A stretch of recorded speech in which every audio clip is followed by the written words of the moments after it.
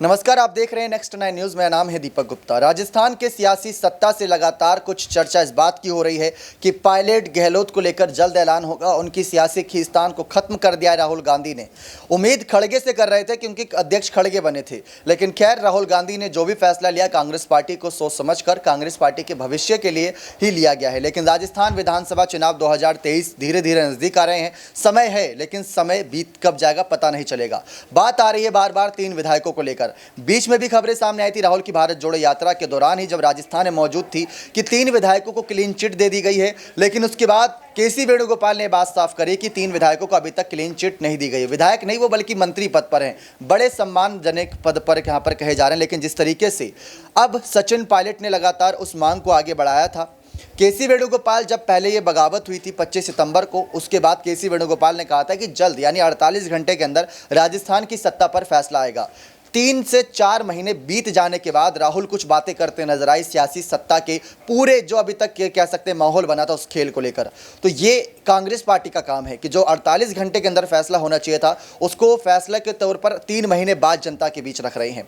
ये चौंकाने वाली बात है। अब रही बात 3 विधायकों की, 3 विधायकों में यहाँ पर बात 3 बड़े मंत्रियों में बात आती है धर्मेंद्र राठौड़ की, महेश जोशी की और शांति धारीवाल की, कि इन्होंने विधायक दल की बैठक अलग से बुलाई थी, विधायकों के खान पान का इंतजाम करा था, विधायकों के लिए बस का इंतजाम करा था। क्योंकि अगर वो सब सोचा समझा नहीं था तो आप खुद सोचिए कि क्या विधायकों के लिए बस अपने आप चलकर आएगी? जी नहीं, किसी की सोची समझी साजिश थी कि इतनी बस आएगी, इतनी सीटिंग वाली बस होगी और उसमें इतने एमएलए बैठ सकते हैं और इतने एमएलए उसमें इस्तीफा देंगे। तो ये सारी सोची समझी रणनीति थी और इसके पीछे मास्टरमाइंड बताए गए थे यही 3 मंत्री। तो ऐसे में सचिन पायलट ने मांग उठाई थी कि जिन्होंने भी ऐसा काम किया था, आला कमान के खिलाफ गए थे, उनको यहाँ पर कहीं ना कहीं उनके खिलाफ कार्रवाई होनी चाहिए। केसी वेणुगोपाल के फैसले से अलग यहाँ पर पायलट का ये बयान था। केसी वेणुगोपाल ने भी ये बात साफ कर दी थी कि जल्द ही 3 विधायकों को लेकर फैसला होगा। लेकिन पायलट काफी निराश थे क्योंकि उस समय वो सीएम बन सकते थे या कोई और सीएम बन सकता था गहलोत के अलावा, जो कि पायलट भी नहीं चाहते कि गहलोत सीएम बने। जैसे अगर गहलोत नहीं चाहते पायलट सीएम बने तो शायद अब पायलट की भी इतनी दुश्मनी बढ़ चुकी थी